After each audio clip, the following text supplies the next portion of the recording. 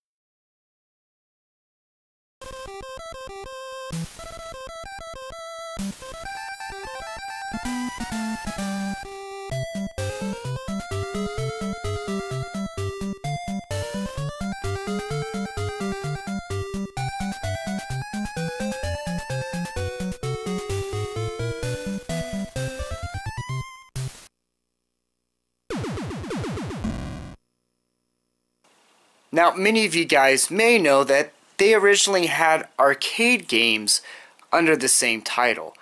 And when they ported it over to home consoles, they got a licensing from Mike Tyson to use his likeness and put him as the final boss into the game.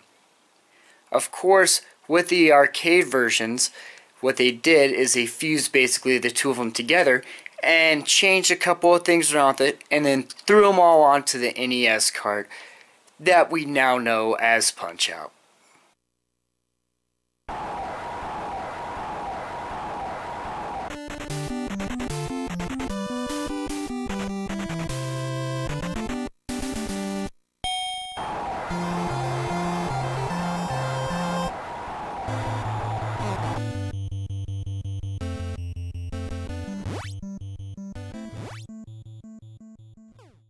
Now, in case you guys are wondering, the reason why there's two variations of Punch-Out for the NES is because the contract between Mike Tyson and Nintendo only lasted for 3 years, and after that they did a sprite swap to replace him with Mr. Dream. Now in Punch-Out you play as Little Mac, who unlike in the arcade versions appears very small in this, because in the arcade versions, while he was a wireframe character, he was very big, and they tried to put that over on the NES, but it would actually cause a bit of an issue with the system, possibly causing slowdown and many other problems, so they made Little Mac smaller, so not only will those issues arrive, but you'll be able to see when and what you're attacking, making it easier for you to play.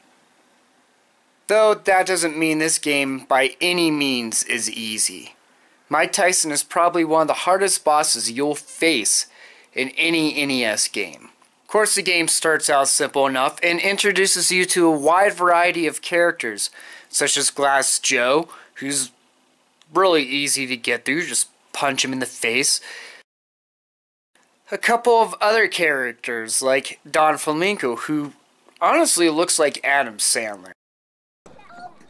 Hey, look everybody, Billy peed his pants. Of course I peed my pants. Everybody my age pees their pants. It's the coolest. Really? Yes, you ain't cool unless you pee your pants. And many other wide variety of characters. Now, Punch-Out isn't one of those simple boxy games where you just go up to someone and just randomly punch him in the face. It has a lot more strategy behind it. For example, when you're facing Glass Joe, you literally get a star and you wait for him to swing at you, you dodge that, and then you uppercut him to knock him basically completely out.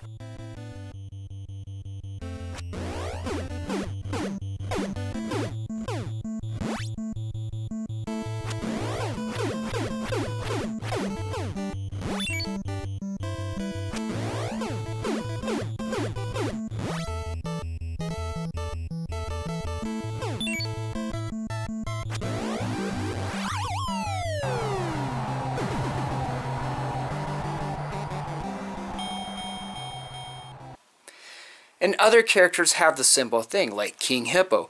You have to dodge his punches, wait for him to open up his mouth, pop a minute, and then start jabbing his belly until he falls down. And of course there's Great Tiger, who has a special move where he starts prancing around the freaking boxing ring and becomes really hard to tell when you're supposed to block.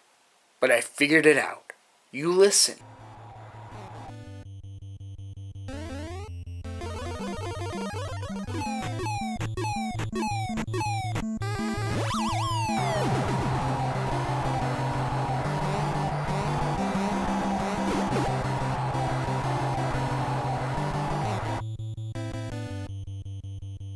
And in between rounds and matches, you can press select, which will replenish some of your health between each round. But it is cool to see the dialogue pop in and back and forth. And after a while, of course, Doc Lewis just becomes a Nintendo commercial. Now, there's different tiers of the championship that you go through. You go all the way to the World Championship, and after you beat that, then you get the dream match against Mike Tyson or Mr. Dream. And they are both insanely difficult. And to be honest with you, I'm kind of rusty at it, so I haven't been able to beat it again since I started recording for this review. I gotta train down. I gotta get that down. I know what I'm doing for the next 3 weeks. I'm not even putting this game down after this goes up. I'm beating Mike Tyson. Now, the key to him is to honestly wait for the flashing, and you have to be very quick. And if you can last for a minute and a half in the first round, yes, he does become slightly easier, but honestly not by much. And if you happen to beat him and you're very lucky, you're declared a champion. Now, this is one of those games where you're really just pushing yourself for the challenge to see how far you can go through. It's one of those games where I like to pop in and see how far I can go through on one playthrough, all the way from the beginning to end. And sure, if you just want to take on Mike Tyson, there's a password system where you can totally do that. Overall though, Punch-Out is an awesome game that it's really cool to have on the NES. And to be able to play this again and again and again and again. It still lasts up. I've been playing this game for like some odd years. And it's a great game. Sure, there's times where I just literally want to break my TV in half. But it's honestly a worthwhile pickup. Anyway guys, if you liked the video, go ahead and give it a thumbs up. And leave a comment down below. Have you played this game and how far have you gotten?